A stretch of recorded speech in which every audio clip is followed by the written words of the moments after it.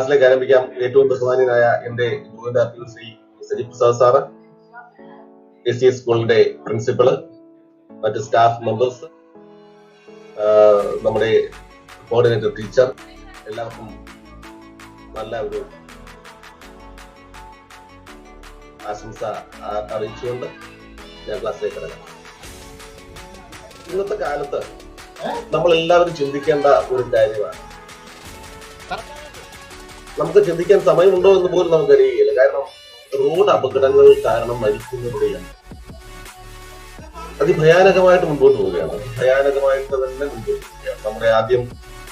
നമ്മുടെ ആശംസ പ്രാസംഗികൻ പറഞ്ഞതുപോലെ തന്നെ കേരളത്തിൽ അത്രയും റേറ്റ് ഇല്ല. ശരാശരി റേറ്റ് ഇന്ത്യയിൽ 14 പേര് ഒരു ദിവസം ഓടപ്പെടുന്നുണ്ട് അല്ലെ. വളരെ ആരോഗ്യപരമായിട്ടുള്ള ആൾക്കാരാണ് ഈ അപകടത്തിൽ.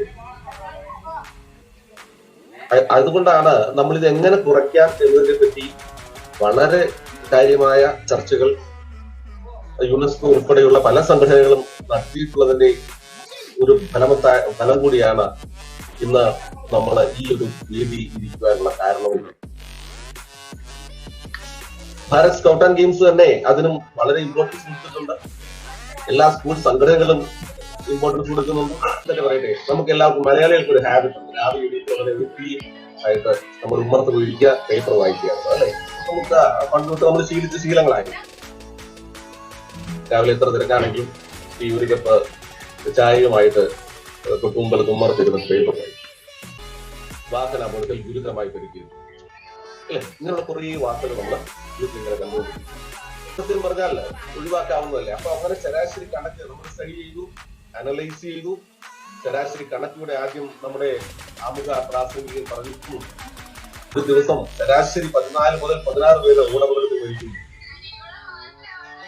നമ്മുടെ കൊച്ചു കേരളം ഒട്ടും പുറകിലല്ല. ശരാശരി 4 മുതൽ 6 പേര് ഒരു ദിവസം ഓടപകടത്തിൽ മരിക്കുന്നു. ഈ റോഡപകടത്തിൽ മരിക്കുന്ന ഒരു പ്രത്യേകത എന്ന് പറയുന്നത് അസുഖം വന്ന് മരിക്കുന്നതല്ല, കിടപ്പ് രോഗിയായിട്ട് മരിക്കുന്നതല്ല, മറിച്ചോ പൂർണ്ണ ആരോഗ്യവാനായിട്ട് വീട്ടിൽ നിന്ന് രാവിലെ ബൈക്ക് സ്റ്റാർട്ട് ചെയ്ത് പോകുകയാണ്. How to reduce the road accidents നമ്മുടെ സബ്ജക്ട് അതാണ്. എങ്ങനെ റോഡ് അപകടങ്ങൾ കുറയ്ക്കാം എന്ന് പറയുന്നത് ആരൊക്കെയാണ്? ആദ്യം നമുക്ക് എടുക്കാൻ കാൽനട യാത്രക്കാർ, സൈക്കിൾ യാത്രികർ, വാഹനം ഓടിക്കുന്നത്. 3 പേരാണ് ഇതിനകത്ത് വരുന്നത്. ഇപ്പോഴത്തെ റോഡ് യൂസേഴ്സ് എന്ന് പറയുന്നത് അല്ലെ. കാൽനട യാത്രക്കാർ സിമ്പിൾ, എല്ലാവർക്കും അറിയാം. ഞാനിപ്പോ എല്ലാവരോടും ഇൻഡിപെൻഡന്റ് ആയിട്ട് ചോദിച്ചു കഴിഞ്ഞാൽ പലർക്കും അറിയാൻ വയ്യ റോഡിന്റെ ഏത് വശത്തുകൂടെയാണ് നടന്നു പോകുന്നത്. ഞാൻ എല്ലാ ക്ലാസ്സിലും പറയുന്ന ഒരു കാര്യം, പലർക്കും അറിയാൻ വയ്യ. പക്ഷെ അറിയാവുന്നവരുമുണ്ട്. പക്ഷെ നമ്മൾ അങ്ങനെയാണോ? വലതുവശം ചേർന്ന് വേണം. റോഡിന് വലതുവശമില്ല, നമ്മുടെ വലതുവശം. റോഡ് സൈൻസ്, റോഡ് സിംബൽസ്, റോഡിൽ വെച്ചിട്ടുള്ള സൈൻസ് എന്തൊക്കെ ബോർഡുകൾ, സൈൻ ബോർഡുകൾ കണ്ടിട്ടുണ്ട്. സൈൻസ്, ചിഹ്നങ്ങൾ വെച്ചിട്ടുണ്ട്. എക്സാമ്പിൾ എന്താ പറയുന്നത്? ഒരു എക്സാമ്പിൾ ആർക്കെങ്കിലും ഒന്ന് പറയാമോ? ഒന്ന് മൈക്ക് അൺമ്യൂട്ട് ചെയ്തിട്ടൊന്ന് പറയാം. ആർക്കെങ്കിലും ഒരാൾക്ക് ഒരു എക്സാമ്പിൾ പറയാൻ സാധിക്കുമോ? ഒരു സിംബൽ, ഒരു സൈൻ, ഒരു അടയാളം പറയും റോഡിൽ കണ്ടിട്ടുള്ള. ട്രയാങ്കിൾ. യെസ്. അപ്പോ ഈ റോഡ് സൈൻസ് മാൻഡേറ്ററി, നിർബന്ധമായും പാലിക്കേണ്ട റോഡ് സിംബൽസ്. മാൻഡേറ്ററി എന്ന് പറയും. അതിന്റെ സൈനിന്റെ ഷേപ്പ് എന്ന് പറയുന്നത് സർക്കുലർ ഷേപ്പാണ്. നിങ്ങൾ എല്ലാവരും നോട്ട് ചെയ്യുക. എല്ലാവരുടെ ഈ പേപ്പർ കാണും, ഒന്ന് നോട്ട് ചെയ്യുക. റോഡ് സൈൻസ് എന്ന് പറയുന്നത് 3 എണ്ണമാണ് ഉള്ളത്. ഒന്ന് മാൻഡേറ്ററി സൈൻസ്. മാൻഡേറ്ററിയുടെ മീനിങ് നിങ്ങൾ എല്ലാവർക്കും അറിയാം. നിർബന്ധമായും പാലിക്കേണ്ട അടയാളങ്ങൾ, നിർബന്ധമായും പാലിക്കേണ്ട നിയമങ്ങൾ. ആ നിർബന്ധമായും പാലിക്കേണ്ട നിയമങ്ങളിൽ ഒന്നാമത്തത് അതിന്റെ ഷേപ്പ് ഉദ്ദേശിച്ചിട്ടാണ്. ആ ഷേപ്പ് എന്ന് പറയുന്നത് മാൻഡേറ്ററി ആണെങ്കിൽ സർക്കുലർ ഷേപ്പാണ്. മനസ്സിലായോ? ഒരു സർക്കിളിനകത്താണ് അതിന്റെ, നിങ്ങൾ കണ്ടുണ്ടാവും, സ്പീഡ് എഴുതി വെച്ചിട്ടുണ്ട് 50. വരുന്ന ആളിനെ അല്ലെങ്കിൽ എതിരെ ഒരു വാഹനം വരുന്നു. ആ വാഹനം നമുക്ക് ഫേസ് ടു ഫേസ് വരുന്നത് കൃത്യമായിട്ട് കാണുവാൻ സാധിക്കും. വാഹനം ഓടിക്കേണ്ടത് ഏത് ഭാഗത്തു കൂടിയാണ്? റോഡിന്റെ ഇടതുവശം. റോഡിന് ഇടതുവശമല്ല, വാഹനം ഓടിക്കുന്ന ആളിന്റെ ലെഫ്റ്റ് സൈഡ്. അതാണ് വാഹനം ഓടിക്കേണ്ടത് ഇടതുവശത്തുകൂടെ, കടന്നു പോകേണ്ടുന്നത് വലതുവശം. ഇതെല്ലാവർക്കും അറിയാം. ഒരു വാഹനം ഓവർടേക്ക് ചെയ്യേണ്ടുന്നത് ഏത് വശത്തുകൂടിയാണ്? എല്ലാവർക്കും അറിയാം. നമുക്ക് എല്ലാവർക്കും അറിയാം, വാഹനം ഓവർടേക്ക് ചെയ്യേണ്ടുന്നത് റൈറ്റ് സൈഡിൽ കൂടെ പാടുന്നു. വലതുവശം, എന്റെ വാഹനത്തിന്റെ വലതുവശത്തുകൂടെ വേണം വേറൊരു വാഹനം ഓവർടേക്ക് ചെയ്യുവാൻ. സ്വന്തം മനസാക്ഷിയോട് കൈവച്ചിട്ട്, നെഞ്ചത്ത് കൈവച്ചിട്ട് നമ്മൾ ഓരോരുത്തരും ചോദിക്കണം, നമ്മൾ അങ്ങനെയാണോ ചെയ്യുന്നത്? 100% പറയാമല്ല. ഞങ്ങൾ ഇതെല്ലാം അനലൈസ് ചെയ്തിട്ടുണ്ട്, പഠിച്ചിട്ടുണ്ട്. ഒരു അപകടം നടക്കുമ്പോൾ അത് അനലൈസ് ചെയ്യുമ്പോഴും പഠിക്കുമ്പോഴും മനസ്സിലാകുന്ന ഒരു മെയിൻ റീസൺ എന്ന് പറയുന്നത് ഓവർടേക്കിംഗ്. അനാവശ്യ പിടുത്തം, അനാവശ്യ വിപ്രാളം, അനാവശ്യ ഓവർടേക്കിംഗ്, ഇതൊക്കെയാണ് അപകടത്തിന്റെ കാരണം. ജോയിന്റൊക്കെ പറഞ്ഞതുപോലെ തന്നെ ഈ അപകടമെല്ലാം എന്താണ്? അപകടം, ആക്സിഡൻസ് എന്ന് പറഞ്ഞാൽ യാദൃശ്ചികമായി സംഭവിക്കുന്നതാണ്. ഇവിടെ യാദൃശ്ചികമാണോ? അല്ല, നമ്മൾ മനഃപൂർവ്വം ഉണ്ടാക്കുന്നതാണ് ഇവിടെ. റോഡ് നിയമങ്ങൾ പാലിച്ച് കൃത്യമായി വാഹനം ഓടിച്ചാൽ 99% റോഡ് അപകടങ്ങൾ നമ്മളെ കൊണ്ട് കുറയ്ക്കുവാൻ സാധിക്കും എന്നുള്ളത് നമുക്ക് എല്ലാവർക്കും അറിയാവുന്നത്. 99%, 99%. 1% ഉള്ളൂ റോഡിന്റെ പ്രശ്നം, വാഹനത്തിന്റെ പ്രശ്നം. ഈ കോവിഡ് സമയത്ത് നമുക്ക് ഈ റോഡ് അപകടങ്ങൾ കൂടുന്ന കാര്യമില്ല. നമ്മളെല്ലാവരും ആലോചിച്ചാൽ ഈ കോവിഡ് കാലഘട്ടത്തിൽ റോഡ് അപകടങ്ങൾ കഴിഞ്ഞ വർഷത്തെക്കാളും പക്ഷേ റോഡ് അപകടം കുറവാണ്. വാഹനം ആ സ്ഥലത്തു കൂടി ഓടിക്കുവാൻ പാടില്ല എന്നുള്ളതാണ് അതിന്റെ. അങ്ങനെ സർക്കുലർ ഷേപ്പിൽ പറഞ്ഞിട്ടുള്ള എല്ലാ സിംബൽസ്, അതിനെയാണ് നമ്മൾ പറയുന്നത് മാൻഡേറ്ററി സിംബൽസ്, നിർബന്ധമായും പാലിക്കേണ്ട റോഡ് നിയമം. ഈ നമ്മൾ മുമ്പ് രണ്ടാമത് പറഞ്ഞ കാര്യമാണ്. അതിനെയാണ് പറയുന്നത് കോഷണറി, കോഷൻസ്, മുൻകരുതൽ തരുന്ന അടയാളങ്ങൾ. അതിന്റെ ആകൃതി എന്ന് പറയുന്നത് ഇറ്റ്സ് എ ട്രയാങ്കുലർ ഷേപ്പാണ്. കോഷൻസ്, കോഷൻ, മുന്നറിയിപ്പ് നൽകുന്ന. അതാണ് മുമ്പേ പറഞ്ഞത് റൈറ്റ് ടേൺ അല്ലെ? ഒരു ട്രയാങ്കിളിന്റെ അകത്തേക്ക് റൈറ്റിലേക്ക് ഒരു ആരോ, അതിന്റെ അർത്ഥം ഈ റോഡ് വലത്തേക്ക് തിരിയുന്നു. അപ്പൊ നമ്മൾ മനസ്സിലാക്കുന്നത് എന്താണ്? നമ്മൾ വേഗത കുറയ്ക്കണം. റോഡ് എങ്ങോട്ടേക്ക് പോവുകയാണ്? റൈറ്റിലേക്ക് പോകുന്നു. അപ്പോൾ നമ്മൾ വേഗത കുറച്ചിട്ട് ഡ്രൈവർ എന്ന നിലയിൽ നമ്മൾ പാലിക്കേണ്ട, ശ്രദ്ധിക്കേണ്ട കാര്യങ്ങൾ അനുസരിച്ചിട്ട് റൈറ്റിലേക്ക് റോഡിന്റെ ഇടതുവശം ചേർന്നിരിക്കാം. ഈ വളവിലൊന്നും പലർക്കും അറിയില്ല എങ്ങനെയാണ് ഒരു വളവ് തിരിയുന്നത്. ഞാനും സാറും നമ്മളിങ്ങനെ ഈ പല സ്ഥലത്തുകൂടി ഇങ്ങനെ പോകുമ്പോഴൊക്കെ എങ്ങനെ പറയും, ആർക്കും അറിയത്തില്ല. ഒരു റൈറ്റിലേക്ക് ഒരു ടേൺ വരുമ്പോൾ നമ്മൾ ആ റോഡിന്റെ ഏറ്റവും എക്സ്ട്രീം, ഏറ്റവും ഇടതുവശം ചേർന്നിട്ട് വേഗത കുറച്ച് വേണം പോകുവാൻ. അതിന് പകരം നമ്മൾ ചെയ്യുന്നത് ഈ റോഡിന്റെ വളവ് വലത്തേക്കാണെങ്കിൽ വലത്തേക്കും ചേർത്ത് പോകും. ഇതൊരു വാഹനം വന്നാൽ അവിടെ എത്ര നടക്കും? അപകടം 100% അപകടം നടക്കും. എന്നാണ് വളവിൽ അപകടം നടക്കുന്ന കാരണം. എന്താണ്?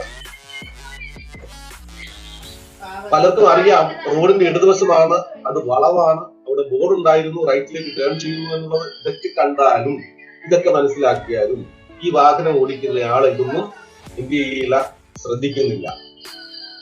ഞാൻ ആദ്യം പറഞ്ഞതുപോലെ തന്നെ ഒരു റൈറ്റിലേക്ക് ടേൺ വരുമ്പോൾ വാഹനം ടേൺ ചെയ്യുന്നത് എവിടെയാണ്? ആ റോഡിന്റെ എക്സ്ട്രീം ലെഫ്റ്റിൽ കൂടെ വേണം തിരിയുവാൻ. എക്സ്ട്രീം എന്ന് പറഞ്ഞാൽ എത്ര ലെഫ്റ്റിലേക്ക് പോകാമോ ആ ലെഫ്റ്റിൽ കൂടെ തന്നെ വാഹനം ടേൺ ചെയ്താൽ 100% അവിടെ നോ ആക്സിഡൻസ്, അവിടെ ഒരു ആക്സിഡന്റിനുള്ള പോസിബിലിറ്റി ഇല്ല. അതിന് പകരം നിങ്ങൾ കണ്ടിട്ടുണ്ട് ഈ ന്യൂ ജെൻ ബൈക്കുകളൊക്കെ ഓടിച്ചിട്ട് ഈ ഫ്രീക്കന്മാരൊക്കെ വരുന്നത് എങ്ങനെയാ? ഒന്നും ശ്രദ്ധിക്കുകയില്ല. ഈ വലതുവശത്തു കൂടെ തന്നെ, അതായത് ഒരു റൈറ്റ് ടേൺ ചെയ്യുമ്പോൾ ഞാൻ ആദ്യം പറഞ്ഞു അതിന്റെ എക്സ്ട്രീം ലെഫ്റ്റിൽ കൂടെ തിരിയുന്നതിന് പകരം അവരെന്ത് ചെയ്യും? ആ റോഡിന്റെ ഒത്ത മധ്യത്തു കൂടെ തന്നെ തിരിയും. അവിടെ ഒരു ആക്സിഡന്റ് ഉണ്ടാകും. അപ്പോ ഒരു റോഡിൽ ഒരു ആക്സിഡന്റ്, ഒരു അപകടം യാദൃശ്ചികമായിട്ട് ഉണ്ടാകുന്നതിനുള്ള കാരണക്കാരായ തന്നെയാണ് ഈ വാഹനം ഓടിച്ചയാളാണ്. ഈ അപകടം എങ്ങനെ ഒഴിവാക്കാമായിരുന്നു? എക്സ്ട്രീം ലെഫ്റ്റിൽ കൂടെ തന്നെ വാഹനം തിരിഞ്ഞിരുന്നെങ്കിൽ അത് നമ്മൾ പ്രാക്ടീസ് ചെയ്യണം അല്ലെ? അപ്പൊ ഞാനതാണ് പറഞ്ഞത്, മുമ്പേ പറഞ്ഞതുപോലെ തന്നെ കോഷൻ, ഒരു ട്രയാങ്കിൾ ഷേപ്പിൽ അവിടെ ഒരു കോഷൻ ആയിട്ട്, ഒരു മുന്നറിയിപ്പായിട്ട് അവിടെ ഒരു ബോർഡ് വെച്ചിരുന്നു, റൈറ്റ് ടേൺ. ഇവിടെ ഒരു റോഡിൽ വലത്തേക്ക് ഒരു തിരിഞ്ഞിട്ട് അത് മനസ്സിലാക്കി വേഗത കുറച്ച് എക്സ്ട്രീം ലെഫ്റ്റിൽ കൂടെ തിരിഞ്ഞിരുന്നെങ്കിൽ നമുക്കവിടെ അപകടം ഒഴിവാക്കും. പിന്നെ കോഷൻ തരുന്ന മറ്റൊന്നാണ് സ്കൂൾ സ്റ്റോപ്പ്. നിങ്ങളുടെ സ്കൂളിന്റെ അടുത്തിട്ട് ആ സ്കൂളിന്റെ മുന്നിൽ കൂടെ പോകുന്നത് ശ്രദ്ധിക്കണം. അവിടെ ട്രയാങ്കിൾ ഷേപ്പില് ഒരു സ്കൂൾ കുട്ടി ബാഗുമായിട്ട് പോകുന്ന ഒരു സിമ്പൽ വരച്ചു വെച്ചു. അപ്പൊ അത് കാണുമ്പോൾ നമുക്ക് ഉടനെ മനസ്സിലാകണം എന്താണ് ആ ഡ്രൈവർ മനസ്സിലാകണം very near to a school. ഈ റോഡിന്റെ അടുത്തായിട്ട് എന്തുണ്ട്? ഒരു സ്കൂളുണ്ട്. അപ്പൊ ഡ്രൈവർ എന്ത് ചെയ്യണം? വേഗത കുറയ്ക്കണം, സാവകാശം പോകണം എന്നുള്ള ഒരു കോഷൻ, ഒരു മുന്നറിയിപ്പ് നൽകുന്ന സിമ്പിൾ ആയിരുന്നു.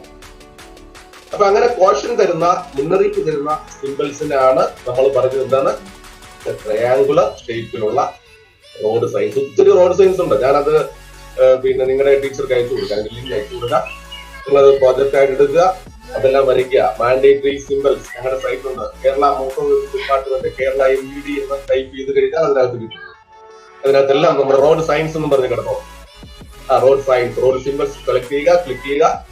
അതിനകത്ത് പറയുന്ന പോലെ യു ടേൺ അതിനകത്ത് കിടപ്പുണ്ട്. മാൻഡേറ്ററി, കോഷണറി എന്നൊക്കെ കിടപ്പുണ്ട്. അത് നിങ്ങളൊരു ആ പറഞ്ഞതിനൊക്കെയുള്ള സ്പെസിഫിക് സൈസ് ഉണ്ട്, എത്ര സൈസ് ഉണ്ട് എന്നൊക്കെ ഉണ്ട്. അതെല്ലാം നിങ്ങൾ നോക്കി പഠിക്കുക. അതിനെ ഒരു പ്രോജക്റ്റ് ആയിട്ട് അടയാളപ്പെടുത്തി ഒരു പ്രോജക്ട് പ്രിപ്പയർ ചെയ്തിട്ട് അവിടെ സബ്മിറ്റ് ചെയ്യുക. ഏതെങ്കിലും ഈ കൊറോണ ഒക്കെ കഴിയുമ്പോഴത്തേക്ക് ഞാൻ ആ സ്കൂൾ സന്ദർശിക്കുന്ന സമയത്ത് നമുക്ക് ഓരോ നിങ്ങളെല്ലാം നേരിൽ കാണാം. എനിവേ, മൂന്നാമത്തത് നിങ്ങൾ കണ്ടിട്ടുണ്ട് ഒരു പെട്രോൾ പമ്പിന്റെ പടം അല്ലെ? പെട്രോൾ നമ്മൾ എല്ലാം വാഹനത്തിനകത്ത് ഇന്ധനം നിറയ്ക്കാനായിട്ടുള്ള പെട്രോൾ ബങ്കുണ്ട്. ആ പെട്രോൾ ബങ്കിന്റെ പടമുണ്ട്. അതിന്റെ പടം എന്ന് പറയുന്നത് റെക്ടാങ്കുലർ ഷേപ്പ്. അപ്പൊ നമ്മൾ വാഹനം ഓടിച്ചു പോകുമ്പോഴത്തേക്ക് നമുക്ക് കാണാം അവിടെ ഒരു തൊട്ടടുത്ത് ഒരു പമ്പുണ്ട്. അപ്പൊ നമ്മൾ മനസ്സിലാക്കണം എണ്ണ തീരാൻ പോകുന്നു, ഫ്യൂൽ തീരാൻ പോകുന്നു. അപ്പൊ തൊട്ടടുത്ത് പമ്പുണ്ട്. That's the informatory sign. The third one is the informatory sign. നമുക്ക് ഇൻഫർമേഷൻ, വിവരങ്ങൾ നൽകുന്ന അടയാളങ്ങൾ. അതിന്റെ shape it's A rectangular shape. First ഞാൻ പറഞ്ഞു മറക്കരുത്, ഇറ്റ്സ് ബൈ ഹാർട്ട് ചെയ്യണം. ബൈഹാർട്ട് അല്ല, പാലിക്കണം, മനസ്സിലാക്കണം. മാൻഡേറ്ററി, നിർബന്ധമായും പാലിക്കേണ്ട കാര്യങ്ങൾ ഏത് ഷേപ്പിൽ അടയാളപ്പെടുത്തിയിട്ടുണ്ട്? സർക്കുലർ ഷേപ്പിലുണ്ട്. ആ സർക്കുലറിന് സൈസ് ഉണ്ട്. ആ സർക്കുലർ സൈസിന്റെ സൈസ് ഞാൻ പറയുന്നത് നിങ്ങൾ ഫൈൻഡ് ഔട്ട് ചെയ്യണം, കണ്ടുപിടിച്ചിട്ട് അത് വരയ്ക്കണം. അതിന്റെ റെഡ് ബോർഡർ കൊടുത്തിട്ടുണ്ട്. അതിന്റെ ബാക്ക്ഗ്രൗണ്ട് പ്രത്യേകം നിയമത്തിൽ പറയുന്ന വൈറ്റ് ബാക്ക്ഗ്രൗണ്ട്. ഇതിനെല്ലാം കൃത്യമായിട്ട് പറയുന്നത്. അപ്പൊ നിങ്ങളത് പഠിക്കുക. സിമ്പിൾ ആണ്, ഒന്നുമില്ല. നിങ്ങൾ ഒരു എന്തായാലും വീട്ടിൽ ചുമ്മാതിരിക്കുക, മടി പിടിച്ചിരിക്കുകയാണ്. എല്ലാവരും കുറച്ചു നേരം ഒന്ന് സ്പെൻഡ് ചെയ്തിട്ട് ഈ സയൻസ് ഒന്ന് മാർക്ക് ചെയ്യുക, ഓരോന്ന് എഴുതി വെക്കുക. രണ്ടാമത് ഞാൻ പറഞ്ഞു കോഷൻ, മുന്നറിയിപ്പ് നൽകുന്ന അടയാളങ്ങൾ. Right turn, left turn. പിന്നെ കണ്ടോണ്ട് വളരെ ഇമ്പോർട്ടന്റ് ആയിട്ടുള്ള കാര്യമാണ്. ഒരു റെയിൽവേ ക്രോസ് ചെയ്യുന്ന സ്ഥലം. എന്നാൽ അവിടെ ഒരു ഫെൻസ് ഉണ്ട്, ഒരു വേലിയുടെ പടയാണ്. ഈ ട്രയാങ്കിളിനകത്ത് ഒരു ഫെൻസിന്റെ പടം. അതെല്ലാം ഞാൻ തൊട്ട് താഴെ ഞാൻ അയച്ചു തരാം, നിങ്ങൾക്ക് മനസ്സിലാകും. ഒരു വേലിയുടെ പടമാണെങ്കിൽ അതിന്റെ അർത്ഥം എന്താണ്? അവിടെ ഗാർഡ് ഉണ്ട്. അപ്പൊ നമുക്ക് പേടിക്കേണ്ട കാര്യമൊന്നുമില്ല. വാഹനം നിർത്താം, ട്രെയിൻ പാസ് ചെയ്തിട്ട് പോയാൽ. അതെല്ലാം എന്താണ്? ട്രയാങ്കിൾ ഷേപ്പ് ആണ്. അതൊരു കോഷൻ ആണ്. കോഷൻ മീൻസ് മുന്നറിയിപ്പ് നൽകുന്നു. അപ്പൊ അങ്ങനെ കോഷൻസിന്റെ കുറെ സൈൻസ് ഉണ്ട് നമ്മുടെ റോഡിൽ. അത് നിങ്ങൾ ഇനി ചുമ്മാതെ ഈ അച്ഛന്റെ അമ്മയുടെയും കൂടെ ഈ ബൈക്കിലും ബസ്സിലും കാറിലൊക്കെ പോകുമ്പോൾ ചുമ്മാതിരുന്ന് അലസമായിട്ട് പോകാതെ ഇങ്ങനെയുള്ള സിമ്പിൾസ് ഇനി പോകുമ്പോൾ ശ്രദ്ധിക്കുക. എല്ലാ റോഡിലും സിമ്പിൾസ് ഉണ്ട്. ഇപ്പൊ സിമ്പിൾസ് ഇല്ലാത്ത റോഡുകളില്ല, ഇല്ലേ? ബമ്പിന്റെ അടയാളം, ഡിപ്പ്, കുഴിയുടെ അടയാളം, നമ്മൾ പറഞ്ഞ left turn, right turn, U turn, horn മുഴക്കരുത്, ഹോസ്പിറ്റൽ, സ്കൂൾ, പെട്രോൾ പമ്പ്. പിന്നെ കണ്ടിട്ടല്ലേ തിരുവല്ല, അങ്ങോട്ട് ഒരു ചതുര ബോർഡിൽ വെച്ചിട്ടുണ്ട്. Thiruvalla 16 kilometre, Pathanamthitta 10 kilometre. അത് ഇൻഫർമേഷൻ തരികയാണ്. ഈ ഡയറക്ഷനിൽ 10 കിലോമീറ്റർ പോയി കഴിഞ്ഞാൽ എന്താകും? പത്തനംതിട്ടയാവും. That's information. അപ്പൊ അതിന്റെ അടയാളം എന്താണ്? റെക്ടാങ്കിൾ ഷേപ്പാണ്. അപ്പൊ ഇതൊക്കെ നിങ്ങൾ ഒരു പ്രൊജക്റ്റ് ആയിട്ട് ചെയ്ത് ഒന്ന് മനസ്സിലാക്കി വെക്കുക, മനസ്സിൽ സൂക്ഷിക്കുക. അത് ലൈഫിൽ ഇതാണ് എനിക്ക് റോഡ് സിഗ്നൽസിനെ പറ്റി പറയാനായിട്ടുള്ളത്. ഒത്തിരി സ്ലൈഡ് ഉണ്ടായിരുന്നെങ്കിൽ, ഇതൊരു ഡയറക്റ്റ് ക്ലാസ്, ഫേസ് ക്ലാസ് ആയിരുന്നെങ്കിൽ നിങ്ങൾക്ക് കുറച്ചുകൂടെ ഇതിനെ മനസ്സിലാക്കാൻ സാധിക്കുമായിരുന്നു. അപ്പൊ എനിവേ, ഇത് 3 തരത്തിലുള്ള സിമ്പിൾസ് ഉണ്ട് പറഞ്ഞു. അത് റിപ്പീറ്റ് ചെയ്യുന്നു: മാൻഡേറ്ററി, cautionary and informative. ആരെങ്കിലും ഒരാളെന്ന് പറയാമോ? എനിബഡി? നേബൽ പറഞ്ഞോ. സർക്കിൾ ഇതില് ചെയ്യുന്നത് മാൻഡേറ്ററി സയൻസും, ട്രയാങ്കിൾ കോഷൻ സയൻസും, റെക്ടാങ്കിൾ വരുന്ന ഇൻഫർമേറ്ററി സയൻസും.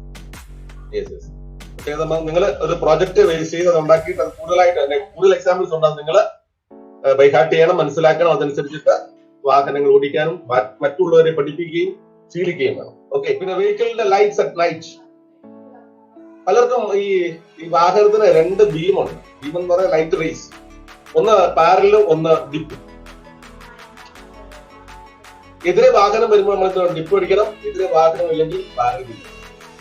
എല്ലാവർക്കും അറിയാം, പക്ഷെ ആരും ചെയ്യാറില്ല. അതാണ് നൈറ്റിൽ ഡ്രൈവ് ചെയ്യുന്ന സമയത്ത് ശ്രദ്ധിക്കേണ്ട കാര്യം. ലൈറ്റ് യൂസിങ് നൈറ്റ് ഡ്രൈവിംഗ് എന്ന് പറയുന്നത് അതൊരു നമ്മുടെ ഡ്രൈവിംഗ് റെഗുലേഷനിൽ പറയുന്ന, നിയമത്തിൽ പറയുന്ന ഒരു കാര്യമാണ്. ഒരു കാരണവശാലും രാത്രി കാലങ്ങളിൽ എന്ത് പാടില്ല? ഡിം അടിച്ചു കൊടുക്കണം. പാരൽ ബീമിൽ എതിരെ വാഹനം ഉണ്ടെങ്കിൽ ചെയ്യുവാൻ പാടില്ല. പിന്നെ രജിസ്ട്രേഷൻ നമ്പർ പ്ലേറ്റ്. ഞാൻ ആദ്യം തന്നെ പറഞ്ഞു, ആദ്യം ഞാൻ ഒരു കഥയോടെ കൂടി പറഞ്ഞ കാര്യമാണ്. ഒരു വാഹനത്തിൽ നമുക്ക് എല്ലാവർക്കും ഒരു പേരുണ്ട്. എന്റെ ഒരു അനുഭവം, അല്ലെങ്കിൽ നിങ്ങൾക്ക് ഓരോരുത്തർക്കും ഒരു പേരുണ്ട്. ആ പേരാണ് ഇത് വാഹനത്തിന്റെ പേരാണ് അതിന്റെ രജിസ്ട്രേഷൻ നമ്പർ എന്ന് പറയുന്നത്. ആ രജിസ്ട്രേഷൻ നമ്പർ വെച്ചിട്ടാണ് നമ്മൾ ഒരു വാഹനം ഒരാളെ തട്ടിയിട്ട് നമ്പർ വെച്ചിട്ട് നമുക്കിതിനെ ഐഡന്റിഫൈ ചെയ്യാൻ സാധിക്കുന്നത്. അത് 100% നമ്മൾ എൻഷുർ ചെയ്യണം. അത് വിസിബിൾ ആണ്, അത് കൃത്യമായ സൈസ് ആണ്. അതിന്റെ സൈസ് ഒക്കെ നമ്മുടെ നിയമത്തിൽ കൃത്യമായിട്ട് തന്നെ പറയുന്നുണ്ട്. അതിന്റെ ഇത്ര സെന്റിമീറ്റർ സൈസ്, ഇത്ര സെന്റിമീറ്റർ തിക്നെസ്, 2 പിന്നെ ഇത് തമ്മിലുള്ള അകലം 2 സെന്റിമീറ്റർ കൃത്യമായിട്ട് നിയമത്തിൽ പറയുന്നു. ലാസ്റ്റ് ഒന്നാണ് പ്രൊഡക്ഷൻ ഓഫ് ഡോക്യുമെന്റ്സ്. ഒരു വാഹനത്തില് സൂക്ഷിക്കേണ്ട രേഖകൾ എന്ന് പലർക്കും അറിയാൻ ഇപ്പോഴും കൺഫ്യൂഷൻ ആണ്. എന്തൊക്കെ സൂക്ഷിക്കണം? സാറേ, ഇത് വീട്ടിലുണ്ട്, ലൈസൻസ് പാടില്ല. ലൈസൻസ് വീട്ടിൽ വെക്കാനുള്ളതല്ല. ലൈസൻസ് വാഹനം സഞ്ചരിക്കുമ്പോൾ, വാഹനം ഓടിക്കുമ്പോൾ നമ്മൾ കൊണ്ടുവെക്കാനുള്ള ലൈസൻസ്. അതിന് എക്സംഷൻസ് ഒക്കെ കൊടുത്തിട്ടുണ്ട്. എപ്പോഴെങ്കിലും ഹാജരാക്കിയാൽ മതി എന്നൊക്കെ പറയുന്നുണ്ട്. കേസ് വെച്ച് കഴിഞ്ഞാൽ വിത്തിൻ 3 days ഇത് ഹാജരാക്കിയാൽ മതി എന്നൊക്കെ നമ്മുടെ നിയമത്തിൽ പറയുന്നുണ്ടെങ്കിലും അതെല്ലാം നമ്മളെ രക്ഷിക്കാൻ വേണ്ടിയാണ്, ഒരിക്കലും നമ്മളെ ശിക്ഷിക്കാൻ വേണ്ടിയല്ല നിയമം. ഒരു വാഹനത്തിൽ സൂക്ഷിക്കേണ്ട രേഖകൾ: ഒന്ന്, അതിന്റെ രജിസ്ട്രേഷൻ സർട്ടിഫിക്കറ്റ്, RC എന്ന് പറയും. നമ്മൾ മുമ്പേ പറഞ്ഞ നമ്പര് നിയമാനുസൃതം ഞങ്ങൾ മോട്ടോർ വാഹന വകുപ്പ് തന്നതായിട്ടുള്ള രേഖ, അതിനെയാണ് അതിന്റെ രജിസ്ട്രേഷൻ സർട്ടിഫിക്കറ്റ് എന്ന് പറയുന്നത്. Second one, insurance. Third party insurance. എല്ലാ വാഹനത്തിനും ഞാനും വാഹനവും അല്ലാതെ മൂന്നാമത്തെ ഒരാൾ ക്രൈമിൽ പെട്ടാൽ, ഇൻഷുറൻസ് പെട്ടാൽ അതിനെയാണ് തേർഡ് പാർട്ടി എന്ന് പറയുന്നത്. ആ തേർഡ് പാർട്ടിക്ക് പ്രൊട്ടക്ഷൻ കൊടുക്കുന്നതാണ് തേർഡ് പാർട്ടി ഇൻഷുറൻസ്. അതൊരു വാഹനത്തിന് മസ്റ്റ് ആയിട്ട് ഉണ്ടായിരിക്കുന്നതാണ്. First registration certificate, second one is insurance certificate, third one is driving licence. ആ വാഹനം ഓടിക്കുന്ന ആളുടെ ലൈസൻസ്, സാധുവായ ആ വാഹനം ഓടിക്കുവാനുള്ള ലൈസൻസ് നിർബന്ധമായി ഉണ്ടായിരിക്കണം. പലതും അറിയാൻ വയ്യ. LMV, ലൈറ്റ് മോട്ടോർ വെഹിക്കിൾ ഓടിക്കുന്ന ആൾക്ക് 2 വീലർ ഓടിക്കാൻ പറ്റുകയില്ല. 2 വീലർ മാത്രമുള്ള ഒരാൾക്ക് LMV ഓടിക്കാൻ പറ്റുകയില്ല. അതാണ് നമ്മൾ പറയുന്നത്, നിയമത്തിൽ പറഞ്ഞുകൊണ്ട് സാധുവായ ലൈസൻസ്, ആ ക്ലാസ് വെഹിക്കിൾ ഓടിക്കുന്ന ലൈസൻസ് നിർബന്ധമായും ആ ലൈസൻസ് ഹോൾഡർക്ക് ഉണ്ടായിരിക്കണം. Fourth one is PUCC, pollution under control certificate. ഇപ്പൊ എല്ലാ സമീപകാലത്തൊക്കെ വളരെ ചർച്ച ചെയ്തതാണ് അല്ലെ PUCC. അതിപ്പോ തോന്നുന്നു ഞങ്ങളിൽ കൂടാണ്, MVD മോട്ടോർ വെഹിക്കിൾ ഡിപ്പാർട്ട്മെന്റിൽ കൂടാണ് ഇപ്പോൾ PUCC നൽകുന്നത്. കുറെ അലിഗേഷൻസ് വന്നിരുന്നു. അലിഗേഷൻ മറ്റൊന്നുമല്ല, ഈ PUCC സെന്ററുകാരൻ അവന് തോന്നുന്ന പോലെ 6 മാസത്തേക്കും 1 വർഷത്തേക്കുമൊക്കെ അവന് ഇഷ്ടമുള്ള രീതിയിൽ പൈസ മേടിച്ചു സർട്ടിഫിക്കറ്റ് നൽകുന്ന അവസ്ഥ അതൊക്കെ മാറി ഇപ്പോൾ ത്രൂ ഞങ്ങളിൽ കൂടാണ് PUCC ഇഷ്യൂ ചെയ്യുന്നത്. PUCCയുടെ വാലിഡിറ്റി പുതിയ വാഹനത്തിന് 1 വർഷം കഴിഞ്ഞു. BS4 വാഹനങ്ങളാണെങ്കിൽ ഇപ്പോൾ നൽകുന്നത് 1 വർഷം. ഇത്രയുമാണ് ഡ്രൈവിംഗ് റെഗുലേഷനെ പറ്റി പറയാനായിട്ടുള്ളത്. അപ്പോൾ ഇതൊരു പലർക്കും പലതും മനസ്സിലായിട്ടില്ല എന്ന് എനിക്ക് ഉറപ്പുണ്ട്. എന്നാൽ നമ്മുടെ സമയക്കുറവ് കാരണം തൽക്കാലം വൈൻഡപ്പ് ചെയ്യാം. ഇനി ഒരു 10 മിനിറ്റ് ആർക്കെങ്കിലും ഡൗട്ട്സ് ഉണ്ടെങ്കിൽ ചോദിക്കാവുന്നതാണ്. മലയാളികളും അതുപോലെ തന്നെ യുവാക്കളും ഒരുപോലെ ഈ വാഹനോടിക്കുമ്പോൾ പലപ്പോഴും നമ്മൾ കാണുന്നതാണ് സെൽഫി എടുക്കാനും അതുപോലെ അങ്ങനെ ഒരു വ്യക്തിയെ സഹായിക്കാൻ പലപ്പോഴും മുതിരുന്നു. അപ്പം മലയാളിയുടെ മനസ്സിലാമാത്രം മരവിച്ചു മരിച്ചു ഇൻകൊണ്ടായി കാണുന്നു. അപ്പൊ അതിലെങ്ങനെ നമുക്ക് തരാൻ അതിന്റെ റൂട്ട് നമുക്ക് എങ്ങനെ അതിനെ ഒഴിവാക്കുന്നു? അത് നമ്മൾ കൃത്യമായിട്ട് പറഞ്ഞല്ലോ. അതിന് നമ്മൾ കണ്ടുപിടിച്ചാൽ നമുക്ക് CCTV-കളുണ്ട്, റോഡിലെല്ലാം CCTV-ഉണ്ട്, ക്യാമറ ഉണ്ട്, കണ്ടുപിടിക്കാൻ പറ്റും. പക്ഷെ അതിലുപരി ഈ കണ്ടുപിടിക്കുന്നതിലുപരി അവർ പേഴ്സണലി, ഞാൻ മുമ്പേ പറഞ്ഞു, റോഡ് റെഗുലേഷനിൽ കൃത്യമായിട്ട് പറയുന്നുണ്ട്, ഒരു വാഹനം അപകടത്തിൽപ്പെട്ടാൽ ആ ആളിനെ, ആ ഡ്രൈവർ എന്ത് ചെയ്യണം? തൊട്ടടുത്തുള്ള ഹോസ്പിറ്റലിൽ എത്തിച്ചിട്ട് പോലീസ് സ്റ്റേഷനിൽ റിപ്പോർട്ട് ചെയ്തിരിക്കണമെന്ന് കൃത്യമായിട്ട് റോഡ് റെഗുലേഷനിൽ പറയുന്നുണ്ട്. അത് ചെയ്യാത്തപ്പോ എന്താണ്? അതൊരു നിയമലംഘനമാണ്. നമുക്ക് അതിനെതിരെ കേസുണ്ട്. ഒരാളെ മനഃപൂർവ്വം തട്ടിയിട്ടിട്ട് നമ്മുടെ റോഡിൽ ഉപേക്ഷിച്ചിട്ട് പോയാൽ അതും റോഡ് നിയമലംഘനമാണ്. അത് നമുക്ക് പണിഷ് ചെയ്യാം കേട്ടോ. സാറേ, ഈ ഇല്ലീഗൽ കേരളത്തിൽ നടക്കുന്ന ഇല്ലീഗൽ മോഡിഫിക്കേഷനെ കുറിച്ച് സാറിന് എന്താണ് പറയുന്നത്? ഇല്ലീഗൽ മോഡിഫിക്കേഷൻ ഇപ്പോഴത്തെ ഒരു ചർച്ചയാണ്. Illegal modification, what is illegal modification? Illegal modification എന്ന് പറയുന്നത് ഒരു വാഹനം ഒരു മാനുഫാക്ചറർ നിരത്തിലിറക്കുമ്പോൾ ഞങ്ങൾ അതിന് ARI എന്ന് പറയും, ഓട്ടോമാറ്റിക് റിസർച്ച് ഇൻസ്റ്റിറ്റ്യൂട്ടിന് അപ്രൂവൽ കൊടുത്തിട്ടുണ്ട്. അതിന്റെ ലൈറ്റിന്റെ ഇന്റൻസിറ്റി ഇത്രയാണ്, അതിന് ടയറിന്റെ സൈസ് ഇത്രയാണ്, അതിന്റെ ബോഡിയുടെ വിഡ്ത് ഇത്രയാണ്, അതിന്റെ ഹൈറ്റ് ഇത്രയാണ്, അതിന്റെ നിറം ഇതാണ് എന്നുവരെ എന്തിൽ പറഞ്ഞിട്ടുണ്ട്? അതിന്റെ അപ്രൂവൽ പറഞ്ഞിട്ടുണ്ട്. ആ അപ്രൂവൽ പറയാത്ത ഏതൊരു മോഡിഫിക്കേഷൻ വരുത്തിയാലും അതിനെയാണ് നമ്മൾ നിങ്ങൾ പറഞ്ഞ ഇല്ലീഗൽ, ഞങ്ങൾ അതിനെ പറയുന്നത് അൺഓതറൈസ്ഡ് ഓൾട്ടറേഷൻ എന്നാണ്. അത് നിയമവിരുദ്ധമാണ്. അത് നമ്മൾ അംഗീകരിക്കുകയില്ല. നമുക്കൊരു വാഹനത്തിന് ഒരു ടയറിന്റെ സൈസ് കൊടുത്തിട്ടുണ്ട്. ആ വാഹനത്തിന്റെ ടോർക്ക്, ആ വാഹനത്തിന്റെ വെയിറ്റ്, ആ വാഹനത്തിന്റെ സ്പീഡ്, ഇതെല്ലാം വെച്ചിട്ടാണ് ആ വാഹനത്തിന്റെ ടയർ ഉണ്ടാക്കിയത്. ആ ടയർ മാറ്റിയിട്ട് നിങ്ങൾക്ക് ഇഷ്ടപ്പെട്ട വലിയൊരു ടയർ കൊണ്ടിട്ടാൽ ഈ പറയുന്ന റോഡ് ഗ്രിപ്പിങ്ങും റോഡ് അഡ്ഹഷനും അതിന്റെ ടെക്നിക്കൽ ഫീച്ചേഴ്സ് എല്ലാം വ്യത്യാസപ്പെടും. അത് ഒരു അപകടത്തിന് കാരണവും മാറും. അതുകൊണ്ടാണ് കൃത്യമായിട്ട് പറയുന്നത്, ഒരു കാരണവശാലുമുള്ള അൺഓതറൈസ്ഡ് ആൾട്ടറേഷൻ, അനാവശ്യമായിട്ടുള്ള വ്യതിചലനം ഞങ്ങൾ നിയമത്തിൽ അംഗീകരിക്കുകയില്ല എന്നുള്ളത്. അതിനാണല്ലോ നിയമത്തിൽ പറഞ്ഞത്. അതിന് ഫൈൻ വെച്ചിട്ടുണ്ടല്ലോ. സെൻട്രൽ മോട്ടോർ വെഹിക്കിൾ ആക്ടിൽ അതിന് ഒരു unauthorised alteration 5,000 rupees penalty fine വെച്ചിട്ടുണ്ട്. അത് നമ്മൾ അടയ്ക്കണം. അടച്ചിട്ട് ഈ വാഹനം എന്താണോ പൂർവ്വസ്ഥിതിയിൽ, പിന്നെ പണ്ട് എങ്ങനെയായിരുന്നു അതേപോലെ വാഹനത്തിനെ ഹാജരാക്കാൻ, ഇൻസ്പെക്ഷനെ ഹാജരാക്കേണ്ടി. സാർ കേൾക്കാമോ? യെസ്, പറഞ്ഞു. നമ്മുടെ ഈ ഹൈ ബീം ലൈറ്റ്സ് നമ്മള് സാധാരണ വണ്ടിയിൽ കയറ്റി കഴിഞ്ഞാൽ നിയമവിരുദ്ധമാണല്ലോ. ആണല്ലോ, ഞാൻ പറഞ്ഞല്ലോ. ഒരു വാഹനം മാനുഫാക്ചർ ചെയ്യുമ്പോൾ, നിർമ്മിക്കുമ്പോൾ അതിന്റെ ഇന്റൻസിറ്റി, ലൈറ്റിന്റെ തീവ്രത എത്രയാണ്, അതിലുപയോഗിക്കുന്ന ബൾബിന്റെ വാട്ട്സും വോൾട്ടും നിങ്ങൾക്ക് കൃത്യമായിട്ട് അറിയാം. നിങ്ങൾ ഫിസിക്സിൽ പഠിച്ചിട്ടുണ്ട് വാട്ട് എന്താണ്, വോൾട്ട് എന്താണ്. അപ്പൊ ഞാനിപ്പോ പറയാനുള്ള ടൈമില്ലാതെ പറഞ്ഞു തരാൻ പറ്റും. അപ്പൊ അതിനേക്കാൾ മോർ ദാൻ ദ ലിമിറ്റ് നമുക്ക് അതിൽ ഉപയോഗിക്കുവാൻ നിയമത്തിൽ അനുവാദം ഇല്ല. സാറിന്റെ ക്വസ്റ്റൻ അതല്ല, എല്ലാ വണ്ടിക്കും ഇത് ബാധകമാണോ? അത് ആഡംബര കാറുകൾ പലതിലും നമ്മൾ കാണുന്നുണ്ട്. ഇപ്പം ആഡംബര കാർ എന്ന് പറയുമ്പോൾ നമ്മൾ പോർഷെ അങ്ങനെയുള്ള കാറുകളിൽ അതിന്റെ ഇന്റൻസിറ്റി പറയുന്നുണ്ട്. പക്ഷെ അത് പ്രോപ്പറായിട്ട് ഡിസ്പ്ലേ ചെയ്യണമെന്നും പറയും. സാർ അങ്ങനെ ഉണ്ടെങ്കിൽ അത് രണ്ടും വരുത്തുന്ന ദൂഷ്യഫലം ഒന്ന് തന്നെയാണ്. അപ്പൊ മറ്റുള്ളവരുടെ കണ്ണിലേക്ക് രണ്ടും സെയിം ആണ് വരുത്തുന്നത്. അപ്പം വലിയ പൈസ ഉള്ള നിൽക്കുമ്പോ ആ കാറിന് കുഴപ്പമില്ല. ഇല്ല എന്നല്ല അതിന്റെ പിന്നെ പവറും അതിന്റെ ടോർക്കും അനുസരിച്ചിട്ട്, അല്ലെങ്കിൽ അതിന്റെ ഇന്റൻസിറ്റി അനുസരിച്ച് അത് ഇത്ര ഇവരെ ആകാമെന്ന് അപ്പോൾ അപ്രൂവൽ കൊടുത്തിട്ടുണ്ട്. കുട്ടി ചോദിച്ചത് പോസ്റ്റ് കാറിൽ ഡീം ഉണ്ടെന്ന്. അതിനകത്ത് ഓട്ടോ ഡിപ്പിംഗ് മെക്കാനിസം അതിനകത്തുണ്ട്. എതിരെ വരുന്ന ഏത് വാഹനത്തിന്റെ ലൈറ്റ് അനുസരിച്ച് അതിനെ കാണാൻ പറ്റുന്ന വിഷണറി ആയിട്ടുള്ള ആ രീതിയിലേക്ക് ഓട്ടോമാറ്റിക് ആയിട്ട് ആ ലൈറ്റുകൾ പുതിയ പോർഷെ, ബെൻസ് ഉള്ള പുതിയ ഈ പറയുന്ന എല്ലാവിധ ഹൈ സ്പീഡുള്ള എല്ലാ വാഹനങ്ങൾക്കും, ഹൈബ്രിഡ് വാഹനങ്ങൾക്കും, ഈ പറഞ്ഞ ടൈപ്പ് വാഹനങ്ങൾക്ക് ഓട്ടോ ഇതുണ്ട്. അത് സെനോൺ ലൈറ്റ്സുകളാണ്. അത് അനുവദനീയമാണ്. Okay sir, thank you. Okay, clear ആണല്ലോ. അതായത് അതിന് ഒരു പിന്നെ ലൈറ്റ് സെൻസിങ് ഡിവൈസ് ഉണ്ട്. അത് വരുമ്പോഴത്തേക്ക് അത് ഓട്ടോമാറ്റിക്കലി ഡിം ആവും. സോ അതൊരു നോ പ്രോബ്ലം. സാർ, ഈ പുതിയ എൻഫീൽഡ് വാഹനങ്ങളൊക്കെ ഇറങ്ങുമ്പോൾ, ഇപ്പം ന്യൂലി രജിസ്റ്റേർഡ് വാഹനങ്ങളൊക്കെ ഇറങ്ങുമ്പോൾ അതിന്റെ ഹെഡ്ലൈറ്റ് ഇപ്പോഴും ഓൺ ആയിട്ടുള്ള സിസ്റ്റത്തിലാണെന്ന് തോന്നുന്നു. ഇപ്പൊ അതെല്ലാം മാനുഫാക്ചർ ചെയ്യുന്നത് അല്ലേ? അതെ, അത് നമ്മുടെ ഗവൺമെന്റ് ഞങ്ങൾ ജോയിന്റ് ഡിസ്കസ് ചെയ്ത ഒരു കേസാണ്. ഇത് ആരോ പറഞ്ഞു കൊടുത്ത ഒരു പണ്ടൻ തീരുമാനമാണ്. ഇപ്പൊ മാറ്റിയിട്ടുണ്ട് ഇപ്പൊ. അതായത് മോനെ അത് ഇത്ര ഉള്ളായിരുന്നു എന്റെ സെൽഫ് ലൈറ്റ് ഇതിന്റെ ഒരു ബേസിക് പ്രിൻസിപ്പിൾ ഇത്രേ ഉള്ളൂ മോനെ.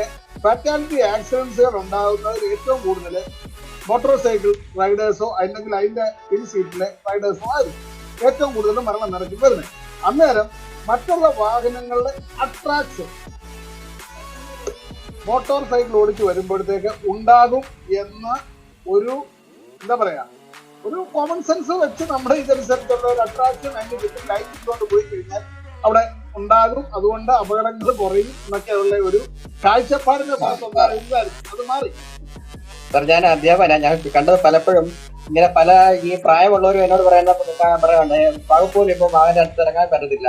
കാരണം ഇങ്ങനെയുള്ള പ്രശ്നമുണ്ട്. അവർക്ക് ലൈറ്റിന്റെ ഡയറക്റ്റ് ഒരു കണ്ണിലേക്ക് ലൈറ്റ് അടിക്കുന്ന സമയത്ത് അവർ മനസ്സിലായി അത് മാറ്റിയിട്ടുണ്ട്. ഒരു ഡ്രൈവർ റീസെന്റ് മാറ്റി അത് അതിനു വേണ്ടിയായിരുന്നു. പിന്നെ അത് 2 ഓപ്ഷൻ ആയിരുന്നു അതിനകത്ത് കൊടുത്തിരുന്നത്. ഹെൽമെറ്റും ഇതും ഇല്ലാത്ത മറ്റേ ഇതില്ലെന്നുണ്ടെങ്കിൽ പെട്രോൾ കൊടുക്കാതിരിക്കുക. ഇങ്ങനെയുള്ള 2-3 കുറെ കാര്യങ്ങളിൽ വെച്ചിട്ടാണ് നമ്മുടെ ഡയറക്ഷൻ ഇതിനുവേണ്ടി നമ്മൾ ചർച്ചയ്ക്ക് വന്നത്. അന്നേരം ഇത് നമ്മൾ ഒന്ന് നടപ്പാക്കി നമ്മളൊന്ന് നോക്കിയതാണ്. പക്ഷെ അതുകൊണ്ട് നമ്മുടെ ആക്സിഡന്റുകളോ മറ്റുള്ള ഇതോ ഒട്ടും അവലോകനം നടത്തിയപ്പോൾ അത് കുറഞ്ഞിട്ടില്ല. അതുകൊണ്ട് താങ്കൾക്ക് ഇപ്പൊ മനസ്സിലാവും ഇപ്പൊ ഇറങ്ങുന്ന വാഹനങ്ങൾക്ക് അങ്ങനെയില്ല. ഓക്കെ ശരി, ഓക്കെ, താങ്ക് യു. സാറേ, അപ്പൊ നമുക്ക് ഈ ലീഗലായിട്ട് നമുക്ക് എന്തെങ്കിലും മോഡിഫിക്കേഷൻസ് നമുക്ക് ചെയ്യാൻ പറ്റും? ലീഗൽ മോഡിഫിക്കേഷൻ കളർ മോഡിഫൈ ചെയ്യാം. നിങ്ങൾക്ക് കളർ മോഡിഫൈ ചെയ്യുന്നതിന് പ്രശ്നമില്ല. ഇപ്പൊ അതിനകത്ത് ഒരു അലോയി വീല് മാറ്റിയിട്ട് ഡിസൈനുള്ള ഒരു വീല് അത് ടയർ സൈസ് വ്യത്യാസപ്പെടുത്തുന്ന ചെയ്യും. കളറ് മാറ്റാം. അങ്ങനെയുള്ള നമുക്ക് മറ്റ് ആൾക്കാർക്ക് ബുദ്ധിമുട്ടില്ലാത്ത മോഡിഫിക്കേഷൻസ് വരും. ലാമ്പിന്റെ സ്ട്രെങ്ത് മാറ്റാൻ പറ്റുകയില്ല, ടയറിന്റെ സൈസ് മാറ്റാൻ പറ്റുകയില്ല, അതിന് മുമ്പിൽ ഒരു വലിയ ബമ്പർ കൊണ്ടുവെക്കാൻ പറ്റുകയില്ല. അതായത് മറ്റൊരാൾക്ക് ബുദ്ധിമുട്ടുണ്ടാക്കുന്ന മോഡിഫിക്കേഷൻസ് പാടില്ല. മറിച്ച് നമുക്ക് സേഫ് ആയിട്ടുള്ള ഒരു കളർ മാറ്റുക. നേരത്തെ റെഡ് എന്നുള്ളത് ബ്ലാക്ക് ആക്കുന്നത്. ഇനി അതല്ല, പിന്നെ അതിനകത്ത് ടയറിൽ കൊടുത്തിരിക്കുന്ന വീലുണ്ടല്ലോ, വീലിന്റെ ആരോസ് ഒക്കെ മാറ്റുന്ന അങ്ങനത്തൊന്നും നടത്തില്ല. പക്ഷെ ടയറിന്റെ സൈസ് മാറ്റാൻ അല്ല. അതുകൂടാതെ തന്നെ കളർ മാറ്റാമെന്ന് പറയുമ്പോൾ എല്ലാ കളറും ഇല്ല, നിരോധിത കളറുണ്ട്. ഡിഫൻസ് മറ്റേ ഇങ്ങനെയുള്ള കുറെ കാര്യങ്ങളുണ്ട്. നമ്മുടെ മിലിറ്ററി ഗ്രീൻസ് ഉണ്ട്, നേവി ബ്ലൂ വിളിക്കുക, അതിലെ പോലീസ് ബ്ലൂ ഇല്ല. അതുപോലെ അങ്ങനെയുള്ള കളറുകളൊന്നും ഉപയോഗിക്കാൻ പറ്റത്തില്ല. ബാക്കിയുള്ള കളേഴ്സ്, നിരോധിത കളർ അല്ലാത്ത കളറുകൾ നമുക്ക് ചെയ്യാം. സാറേ, ഈ ബൈക്കിലൊക്കെ ഇപ്പൊ വിൻസ്ക്രീൻ ഇല്ലാത്ത ഹൈനസ് വന്നതിനകത്ത് അത് ബൈക്കിലൊരു പ്രശ്നമായിട്ട് കുറെ പേര് പറയുന്നത് അത് വിൻഡ് അടിച്ചിട്ട് ഭയങ്കര ബുദ്ധിമുട്ടാണ്. അപ്പൊ വിൻസ്ക്രീൻ വെക്കുന്നത് അതിന് മോഡിഫിക്കേഷൻ ഇല്ലീഗലായിട്ട് വിൻസ്ക്രീൻ വെച്ചാൽ അല്ല, കൃത്യമായിട്ടും ഒരു 2 വീലറിന്റെ വേഗത എത്രയാണ് നമ്മൾ അത് ചിന്തിച്ചാൽ പോരെ. ഒരു 2 വീലറിന്റെ പരമാവധി വേഗത നിയമത്തിൽ പറഞ്ഞിരിക്കുന്നത്, ഞാൻ മുമ്പ് ഹെൽമെറ്റിന്റെ കാര്യം പറഞ്ഞു 60 ആണ്, 60 ആണ്. ഈ 60 പോകുന്നവരാൾക്ക് വിൻഡ് സ്ക്രീനിന്റെ ആവശ്യമില്ല. മനസ്സിലായോ?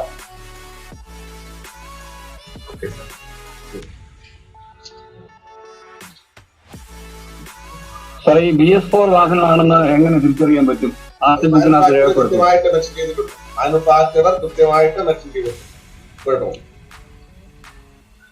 അത് RC ബുക്കിൽ ഇല്ലാത്ത വാഹനങ്ങളാണെങ്കിലോ സാറേ? RC ബുക്കിൽ 2018 മാർച്ച് ആണെന്നാണ്. അതെ, 2018 മാർച്ചിന് ശേഷം എക്സോസ്റ്റ് ആണ് ഇതിന്റെ ഇത് വരുന്ന എക്സോസ്റ്റ് ആണ്.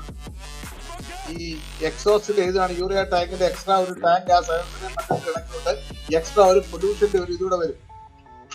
അത് നോക്കി നമുക്ക് തിരിച്ചറിയാം BS6 ആണോ 4 ആണോ. ഒരു പ്യൂരിഫൈയിങ് സിസ്റ്റം കൂടെ എക്സോസ്റ്റിലേക്ക് വരുന്നുണ്ട്. കാർബൺ മോണോക്സൈഡിന്റെ ഹൈഡ്രോ കാർബണിന്റെയും ഇതിന്റെയും വളരെ പെർസെന്റേജ് വളരെ കുറയ്ക്കും. BS6 എന്ന് പറയുന്നത് വാഹനത്തിൽ നിന്നുള്ള ഉപയോഗം കാരണം പെട്രോളും ഡീസലും ഇതുമായിട്ട് ഉപയോഗിക്കുന്ന എല്ലാ വാഹനങ്ങൾക്കും കാർബൺ മോണോക്സൈഡും ഹൈഡ്രോ കാർബണും മറ്റേ ഇതുമായിട്ടുള്ള നമുക്ക് ദോഷകരമായിട്ടുള്ള അതിന്റെ പെർസെന്റേജ് ഉണ്ട്. ആ പെർസെന്റേജിനെ യൂറിയ ടാങ്ക്, യൂറിയ മറ്റുള്ള മിശ്രിതം ഉപയോഗിച്ച് വീണ്ടും ഒരു പ്യൂരിഫിക്കേഷനൂടെ ഇതിന്റെ ഇടയ്ക്കിടയിലായിട്ട് വരും. അത് വളരെ ഇതിനകത്ത് പൊല്യൂഷൻ വളരെ കുറവാണ്. അതാണ് ഭാരത് സ്റ്റേറ്റ് സ്റ്റാൻഡേർഡ് 6 എന്ന് പറയുന്നത്. മനസ്സിലായില്ലേ?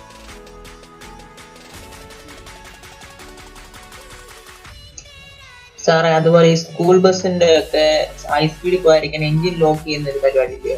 അപ്പം അത് സാധാരണ വണ്ടികളിലൊക്കെ യൂസ് ചെയ്താലും അപ്പം നമുക്ക് സ്പീഡ് ലിമിറ്റ് ചെയ്യാൻ പറ്റുള്ളൂ.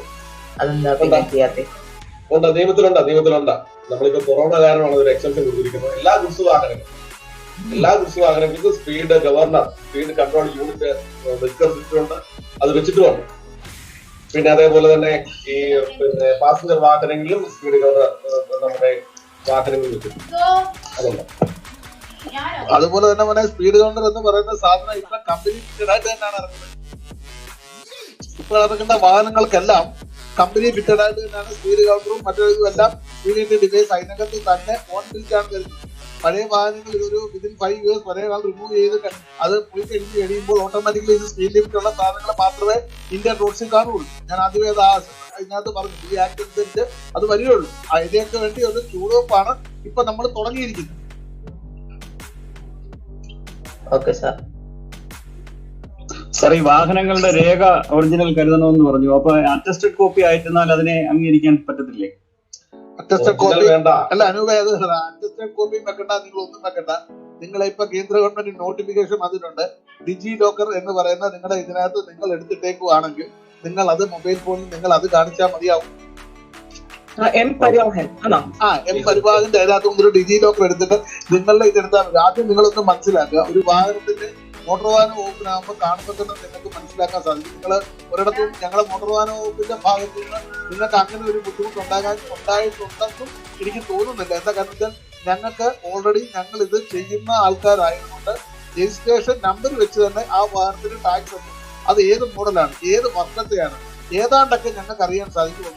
2, പിന്നെ ഞങ്ങൾ മെയിൻ ആയിട്ട് നോക്കുന്ന ലൈസൻസ്, അൺഓതറൈസ്ഡ് ആൾക്കാർ related to technical matters and road സേഫ്റ്റിയാണ് മോട്ടോർ വെഹിക്കിൾസ് ഡിപ്പാർട്ട്മെന്റ് കൂടുതലായിട്ട് നോക്കുന്നത്. പിന്നെ എൻഫോഴ്സ്മെന്റ് അതേപോലെ തന്നെ പോലീസിന്റെ ഭാഗത്തു നിന്ന് അവർക്ക് ഇതൊന്നും അറിയാൻ സാധിക്കും. അന്നേരം നിങ്ങൾ ചെയ്യേണ്ടത് ഡിജി ലോക്കർ എന്ന് പറയുന്ന കേന്ദ്ര ഗവൺമെന്റ് ഇപ്പോൾ ഈ അടുത്ത സമയത്ത് അത് മാത്രം മതി എന്ന നോട്ടിഫിക്കേഷൻ ഇറങ്ങിയിട്ടുണ്ട്. നിങ്ങൾ ധൈര്യമായിട്ട് പറഞ്ഞു, തിരുവല്ല ജോയിന്റ് ആക്ടിവ് പറഞ്ഞതാണ് ഡിജി ലോക്കർ ഇതിനകത്ത് കാണിച്ചാൽ മതിയാവും. പിന്നെ ലൈസൻസും, ഞാനൊരു കാര്യം പറയാം, ലൈസൻസും ഈ ടാക്സ് ടോക്കൺ എന്ന് പറഞ്ഞുകൊണ്ട് നിങ്ങൾ എടുക്കുന്ന ഒരു സാധനമുണ്ട്, നിങ്ങൾക്കറിയാമല്ലോ, പ്രിന്റ് എടുക്കുന്ന. ഇത് രണ്ടും നിങ്ങൾ ഒറിജിനൽ കഴിവതും കരുതുക. ലൈസൻസും അതിന്റെ ആവശ്യമില്ല എങ്കിലും കരുതുക. എന്താണെന്ന് വെച്ചാൽ കേരള റൂളിനകത്ത് സെക്ഷൻ 18 വളരെ വ്യക്തമായിട്ട് ടാക്സ് ടോക്കൺ ഒറിജിനൽ കരുതണമെന്ന് ഇപ്പോഴും ആ റൂള് കിടപ്പുണ്ട്. ടാക്സ് ടോക്കൺ എന്നുള്ളത് കിടപ്പുണ്ട്. ബട്ട് ഞാൻ ഒരു കാര്യം പറയാം, ഇപ്പോൾ ഈ പുതിയ നിയമങ്ങൾ കേന്ദ്ര സ്റ്റാറ്റ്യൂട്ട് വന്നപ്പോൾ അത് സബ്സൈഡ് ചെയ്ത് പോയെന്നാണ് എന്റെ ഒരു പരിജ്ഞാനം. എങ്കിലും റൂൾ 18 ഇപ്പോഴും അത് ഇതുവരെ എലിമിനേറ്റ് ചെയ്ത് കളഞ്ഞിട്ടുണ്ട്. Okay sir, thank you. Okay, നമ്മുടെ സമയം ഒരുപാട് കഴിഞ്ഞിരിക്കുന്ന. ആശംസയ്ക്കായിട്ട് John sir, school principal Shri John K Thomas സാറിനെ ക്ഷണിക്കുന്നു ആശംസ അറിയിക്കാനായി. ഹലോ, ബഹുമാനപ്പെട്ട ജോയിന്റ് ആർടിഒ, നമ്മുടെ പ്രവീൺ സാർ, എല്ലാവർക്കും നമസ്കാരം. നമ്മുടെ സ്കൗട്ടിന്റെ നേതൃത്വത്തിൽ ഇങ്ങനെ ഒരു ക്ലാസ് നടത്താൻ കഴിഞ്ഞതിൽ അതിയായ സന്തോഷമുണ്ട്. പാർട്ടിസിപ്പൻസ് സ്കൗട്ട് ആൻഡ് ഗൈഡ് കുട്ടികൾ മാത്രമാണ് പങ്കെടുത്തതെങ്കിൽ എല്ലാ കുട്ടികളെ പങ്കെടുപ്പിക്കാൻ കഴിഞ്ഞില്ല. വളരെ സജീവമായി ചർച്ച മുന്നോട്ട് പോകാൻ കഴിഞ്ഞതിൽ വളരെയധികം സന്തോഷം. നമുക്ക് തീർച്ചയായും ഒരു ഹയർ സെക്കൻഡറി ലെവൽ കുട്ടികൾക്ക് കൊടുക്കേണ്ടുന്ന ഒരു ക്ലാസ് തന്നെയാണ്. സ്കൂൾ തുറന്നതിന് ശേഷം സ്കൂളിൽ ഇതിന് തക്ക ഒരു സാഹചര്യം, ഒരു ക്ലാസ് എടുത്ത് സഹായിക്കാൻ തീർച്ചയായും ജോയിന്റ് ആർടിഒ തയ്യാറാകും എന്ന് ഞങ്ങൾക്ക് വിശ്വാസമുണ്ട്. കുട്ടികളെ നേരിട്ട് കണ്ട് അവരാണല്ലോ നമ്മുടെ നാളെയുടെ പ്രതീക്ഷകൾ, അവർക്ക് ആവശ്യമായ മാർഗനിർദ്ദേശങ്ങൾ കൊടുക്കുന്നത് എന്തുകൊണ്ടും ഉത്തമമായിരിക്കും എന്ന് നമുക്കറിയാം. തീർച്ചയായും ഈ ഒരു ക്ലാസ് നമ്മുടെ വരും തലമുറയ്ക്ക് പുതിയ പാഠമാവട്ടെ എന്ന ആശംസകളോടെ എന്റെ വാക്കുകൾ നോക്കുന്നു. നന്ദി. അടുത്തതായിട്ട് ആശംസകൾ അറിയിക്കാനായിട്ട് സ്റ്റാഫ് റെപ്രസെന്റേറ്റീവ് സെൻമോൻ സാറിനെ ക്ഷണിക്കുന്നു. ഈ ക്ലാസ്സുകൾക്ക് നേതൃത്വം നൽകിയ sir, joint RTO sir, principal John sir, സ്കൗട്ടിന്റെ മാസ്റ്റർ പ്രവർത്തിക്കുന്ന ആശു ടീച്ചർ, ഇത് വേണ്ടത്ര വില കൽപ്പിക്കാത്ത ഒരു മേഖലയാണ് ഈ നമ്മുടെ ഈ റോഡ് സുരക്ഷയെ പറ്റിയുള്ള പല കാര്യങ്ങളും നമ്മൾ നിസ്സംഗരായിട്ട്, അത് സ്റ്റാർട്ടിങ്ങിൽ പറഞ്ഞായിരുന്നു, പലർക്കും മനഃപൂർവ്വം വിസ്മരിച്ചുകൊണ്ട് ചെയ്യുന്ന കാര്യങ്ങളാണ്. അറിയാം, പക്ഷെങ്കിൽ എന്നിട്ടും അതിന് വേണ്ട വില കൽപ്പിക്കുന്നില്ല. തീർച്ചയായിട്ടും ഇപ്രകാരം ഒരു ക്ലാസ് സാറ് ഇവിടെ പറഞ്ഞതിൻ്റെ കൊണ്ട് തന്നെ കോവിഡിന്റെ സമയത്ത്, ലോക്ക്ഡൌണിന്റെ സമയത്ത് വളരെയധികം അപകടങ്ങൾ കുറവായിരുന്നു. അപ്പോൾ തീർച്ചയായിട്ടും നമ്മൾ മനസ്സിലാക്കുന്ന വാഹനങ്ങൾ കുറഞ്ഞിട്ടല്ല, പിന്നെ വേണ്ടത്ര ശ്രദ്ധ പുലർത്തി. വാഹനങ്ങൾ കുറഞ്ഞ ഒരു ഘടകമാണെങ്കിൽ പോലും അതിനകത്ത് ശ്രദ്ധ പുലർത്തി. എന്നാൽ ഇപ്പോൾ അതിന്റെ ഒരു നെഗറ്റീവ് ആണ് പലപ്പോഴും കണ്ടുവരുന്നത്. കാരണം ഇപ്പോൾ വാഹനങ്ങൾ നിരത്തുകളിൽ ഇല്ല എന്നുള്ള രീതിയിൽ ഉള്ള ഒരു അലക്ഷ്യഭാവം വന്നിട്ടുണ്ട് എന്നുള്ള കാര്യം. അത് പലപ്പോഴും അപകട കാരണങ്ങൾക്കൊക്കെ ഇടയാവും. പലപ്പോഴും അതുകൊണ്ട് ഈ കുട്ടികൾ തീർച്ചയായിട്ടും ഇവരെ ഒരു നല്ല ഒരു പാത്വയിലാകുകയാണെങ്കിൽ, നല്ല ഒരു പ്ലാറ്റ്ഫോമിലാകുകയാണെങ്കിൽ, ഇവർ ഇതിനെപ്പറ്റി അവയർനെസ് കിട്ടുകയാണെങ്കിൽ തീർച്ചയായിട്ടും അവരത് എന്ത് ഡ്രൈവ് ചെയ്താലും അത് അവർ പാലിച്ചിരിക്കും എന്നുള്ള കാര്യങ്ങൾ അത് ഉറപ്പാണ്. അത്തരത്തിലുള്ള ഒരു വേദി ഉണ്ടാക്കുവാനായിട്ട് Thiruvalla SC seminary higher secondary സ്കൂളിലെ സ്കൗട്ട് യൂണിയനും കഴിഞ്ഞതിൽ അഭിമാനമുണ്ട്. ഇത്രയും കുട്ടികൾ വളരെ സജീവമായി പങ്കെടുക്കും. ഇത് പരിപാടി ക്രമീകരിച്ച സ്കൗട്ട് യൂണിറ്റിനെയും അതുപോലെ തന്നെ ജോയിന്റ് ആർട്ടിഒ സാറിനെയും ക്ലാസ് എടുത്ത സജി സാറിനെ എല്ലാവരോടുള്ള നന്ദിയും സ്നേഹവും ഒത്തിരി അറിയിക്കും. Thank you. ഈ ക്ലാസ് എടുത്ത നമ്മുടെ joint RTO Saji, motor vehicles ഡിപ്പാർട്ട്മെന്റിലെ സജി പ്രസാദ് സാറ്, ഇതുപോലെ ബോധവൽക്കരണ ക്ലാസ് ഏറ്റവും ഭംഗിയായിട്ട് മുന്നോട്ട് കൊണ്ടുപോയ നമ്മുടെ Anoop Natesan sir Thiruvalla sub RTO ഓഫീസിലെ അസിസ്റ്റന്റ് മോട്ടോർ വെഹിക്കിൾ ഇൻസ്പെക്ടറായിട്ട് പ്രവർത്തിക്കുകയാണ്. ഇവരെ രണ്ടുപേരെയും നമ്മുടെ സ്കൂളിന് കിട്ടിയത് ഏറ്റവും വലിയൊരു ഭാഗ്യമായിട്ട് തന്നെ ഞാൻ കരുതുന്നു. കാര്യം കഴിഞ്ഞ ദിവസം ഞങ്ങളുടെ ഗൈഡ്സിന്റെ ടീച്ചർ ക്രിസ്റ്റീന ടീച്ചറിനോട് സംസാരിച്ചപ്പോൾ ടീച്ചർ പറഞ്ഞത് കഴിഞ്ഞ 2 വർഷമായിട്ട് ഒരു റോഡ് സേഫ്റ്റിയെ കുറിച്ച് ഒരു ക്ലാസ് എടുക്കാൻ അന്വേഷിച്ചിട്ട് നടന്നിട്ട് കിട്ടിയില്ല ടീച്ചറെ. ഞങ്ങൾ അതുകൊണ്ട് പ്രോജക്റ്റ് വരെ മാറ്റി വെച്ചു. വെജിറ്റബിൾ ഗാർഡൻ എന്ന് പറയുന്ന പ്രോജക്റ്റിലേക്ക് നീങ്ങേണ്ട ഒരു സാഹചര്യം വന്നു. അപ്പോ ഇത് സത്യം പറഞ്ഞാൽ എന്റെ ഒരു സുഹൃത്ത് കാസർഗോഡ് ജോയിന്റ് RTO ആയിട്ട് പ്രവർത്തിക്കുന്ന ഉഷ മാഡം ആണ് ഈ ഒരു കണക്ഷൻ ഞങ്ങളെ തമ്മിൽ ഒന്ന് കണക്ട് ചെയ്തത്. അത് ഏതായാലും ഏറ്റവും നന്നായി, ഏറ്റവും ഭാഗ്യമായിട്ട് കരുതുന്നു. എല്ലാവരോടും ഉള്ള നന്ദി ഒറ്റ വാക്കിൽ അറിയിച്ചുകൊണ്ട് നിർത്തുന്നു. അമർനാഥ് വിനോദിനെ കൺക്ലൂഡിംഗ് വേർഡ്സിനായിട്ട് ക്ഷണിക്കും. ആമുഖ പ്രസംഗം നടത്തിയ സജി പ്രസാദ് സാറിനോട് റോഡ് സേഫ്റ്റിയെ പറ്റി ഞങ്ങൾക്ക് നല്ലൊരു ക്ലാസ് നൽകിയ അനൂപ് നടേശൻ സാറിനോടുമുള്ള നന്ദി രേഖപ്പെടുത്തുന്നു. ഈ പരിപാടി ഞങ്ങൾക്കായി സംഘടിപ്പിച്ച സെക്കൻഡ് ഇയർ സ്കൗട്ടിനോടും ഈ പരിപാടി വിജയകരമായി തീർക്കാൻ സഹായിച്ച എല്ലാ അധ്യാപകരോടും മറ്റു കുട്ടികളോടുമുള്ള നന്ദി രേഖപ്പെടുത്തിക്കൊണ്ട് ഈ പരിപാടി ഔദ്യോഗികമായി അവസാനിപ്പിക്കുന്നു. നന്ദി. Okay, thank you, sir. Okay, thank you. Thank you so much.